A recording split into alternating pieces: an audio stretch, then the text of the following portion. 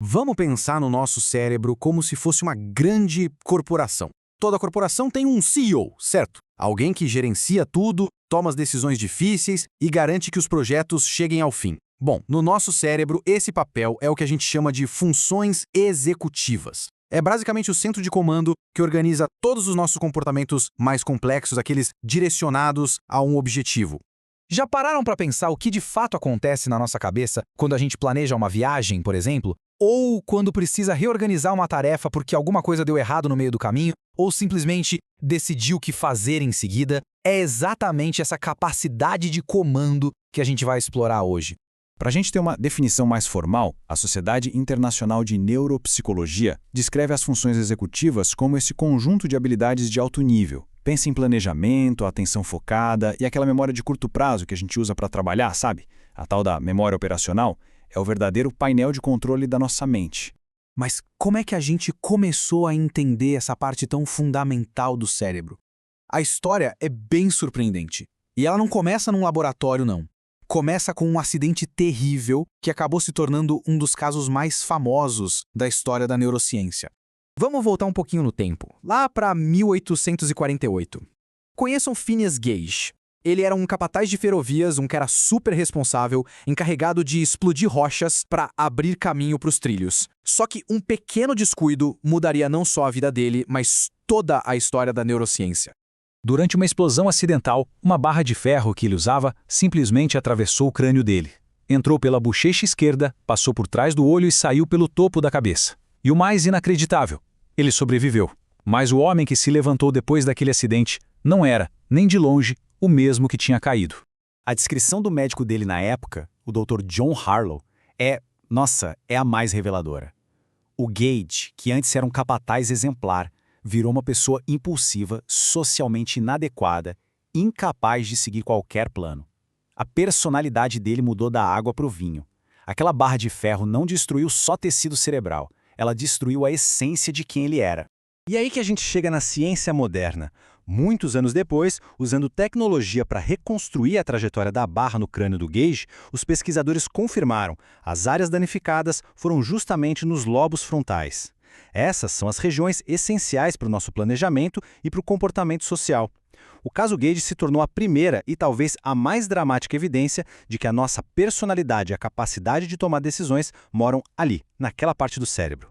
O caso do Gage foi uma observação chocante, claro. Mas como a ciência pega um caso desses e transforma em teoria estruturada? Vamos avançar um pouco para ver como isso se desenvolveu com alguns pioneiros muito importantes. Um desses pioneiros foi o neuropsicólogo russo Alexander Luria. Depois da Segunda Guerra Mundial, ele começou a estudar de forma sistemática soldados que tiveram lesões cerebrais. E foi um dos primeiros a criar um modelo mais formal, propondo que o lobo frontal era esse centro de comando para planejar, regular e verificar todo e qualquer comportamento intencional. E aí, depois, veio a Muriel Leisak, uma figura essencial na neuropsicologia. Ela não só expandiu as ideias do Luria, como foi ela quem cunhou o termo funções executivas. E ela dividiu tudo em 4 componentes bem práticos que a gente usa até hoje. Primeiro, formular uma meta. Segundo, planejar como chegar lá. Terceiro, executar o plano. E quarto, o que é crucial, monitorar e ajustar o que for preciso no meio do caminho. Então, a gente já tem a história, já tem a teoria, mas na prática, como é que os neuropsicólogos medem uma coisa tão complexa quanto a função executiva? Como se avalia o CEO do cérebro? E aqui tem um ponto que é fundamental entender. Uma pessoa pode ter um QI completamente normal ou até genial, e mesmo assim ter dificuldades executivas profundas. Isso quer dizer que testes de inteligência comuns não conseguem capturar esses problemas. É preciso usar ferramentas criadas especificamente para isso. E um dos testes mais famosos, considerado padrão ouro para essa avaliação, é o teste Wisconsin de classificação de cartas, mais conhecido pela sigla WCST.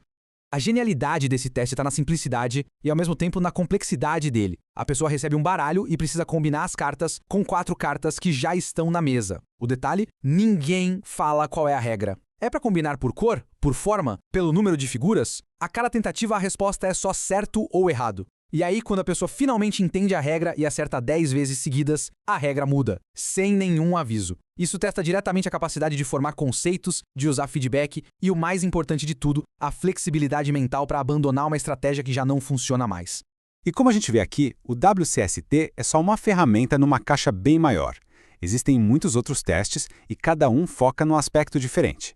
A Torre de Londres, por exemplo, avalia a capacidade de planejamento.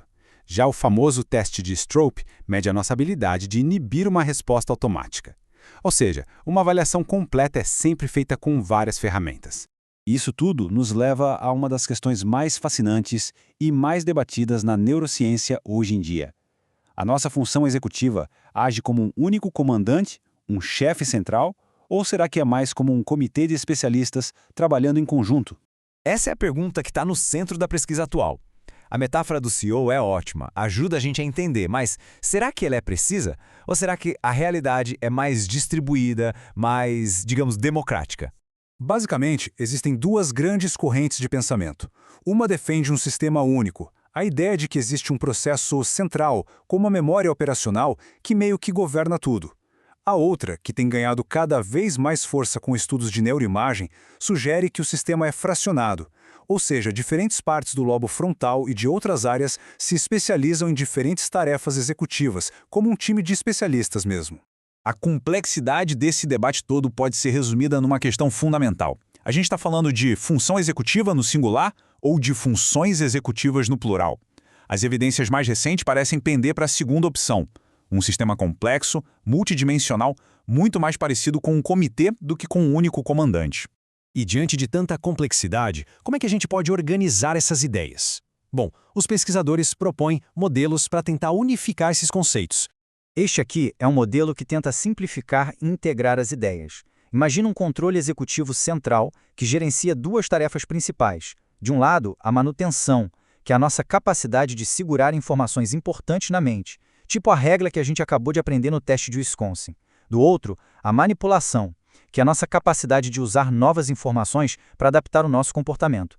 E tudo isso acontece enquanto outros processos inibem as distrações que não importam.